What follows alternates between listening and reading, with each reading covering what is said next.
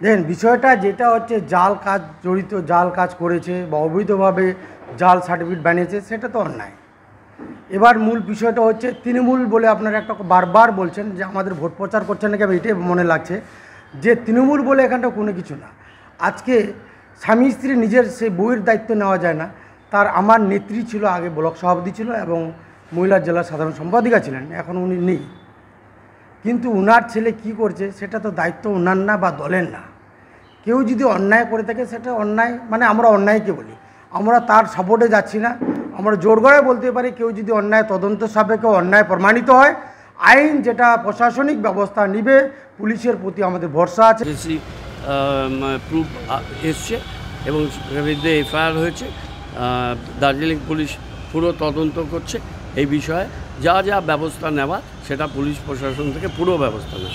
গত অগাস্ট মাস থেকে এখানে সংবাদ মাধ্যমে একটি খবর প্রকাশিত হয়েছে যে হাজারের কাছাকাছি জাল শংসাপত্র এই গ্রামীণ হসপিটাল থেকে সেটা এখান থেকে ইস্যু করা হয়েছে। সংবাদ মাধ্যমকে ধন্যবাদ, তারা এই ধরনের একটি অত্যন্ত গুরুত্বপূর্ণ খবর, যা দেশের অভ্যন্তরীণ নিরাপত্তার পক্ষেও বিপজ্জনক।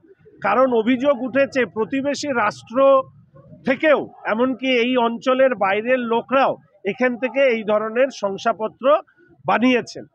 ইতিমধ্যে স্বাস্থ্য দপ্তর জেনে বুঝে ডাটা এন্ট্রি অপারেটরকে, তার বিরুদ্ধে এফআইআর, যিনি তৃণমূল করেন আবার শুনলাম, এফআইআর করলেও তাকে এখন পর্যন্ত বাই নেম এফআইআর হওয়া সত্ত্বেও তিনি অ্যারেস্ট হননি। আমার মনে হয় যে এই ডাটা এন্ট্রি অপারেটরকে সাসপেন্ড বা গ্রেপ্তার করবার মধ্যে দিয়ে আসলে তারা স্বাস্থ্য দপ্তরের আধিকারিক, নির্বাচিত জনপ্রতিনিধি, যাদের সুপারিশে এই ধরনের শংসাপত্র, জাল শংসাপত্র বেরিয়েছে, তাদেরকে বাঁচানোর চেষ্টা করছে। আজকে গতকালও হয়েছে, আজকেও বিজেপি পার্টি অফিস থেকে মানে লোকজন, কার্যালয়ের লোকজন আসছিলেন যে এখানে জন্ম মৃত্যু শংসাপত্র নিয়ে একটু দুর্নীতি অভিযোগ উঠেছে, যেটা ওনারা বারবার বলছেন। এটা বেসিক্যালি যখন আমি চার্জ নিই first as a register date and বার্থের, তখনই আমি যখন ট্রেনিং নিতে যাই বা কাজটা করা শুরু করতে যাই, তখনই আমার নজরের ব্যাপারটা আসে এবং সঙ্গে সঙ্গে আমার উদ্বোধন কর্তৃপক্ষকে আমি জানাই, যিনি আছেন additional district registrar deputy CMS2, ওনাকে জানানো হয় ডিটেলসে।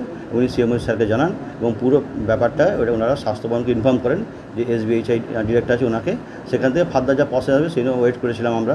গতকাল একটা অর্ডার এসছে স্যারের কাছ থেকে যে ডিও আছেন তাকে এগেনস্ট এফআইআর করার জন্য, সেই এফআইআরও করা হয়েছে। দেখুন, বিজেপি কি বললো না বললো তাতে কিছু আসে যায় না। আমাদের দল কোনো অনৈতিক কাজে সাপোর্ট করে না। যে ঘটনাটা ঘটেছে খড়িবাড়ি থানা, খড়িবাড়ি গ্রামীণ হাসপাতালে, আমরা জেনেছি। আইনের মতো ব্যবস্থা নেবে, প্রশাসন দেখছে, পুরো ঘটনার তদন্ত চলছে।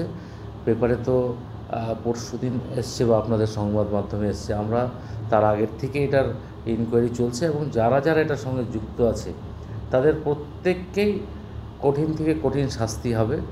এবং আমরা, আমাদের দল, আমাদের নেত্রী মমতা বন্দ্যোপাধ্যায় যে কোনো বিষয়ে দলমত নির্বিশেষে কোথাও কোনো দিন পক্ষপাতিত্ব করেন না এবং দোষীদের সব জায়গায় শাস্তি হয়েছে। সমস্ত এই ঘটনাগুলোতেই কিন্তু শাস্তি হয়েছে, এখানেও তার বাদ হবে না।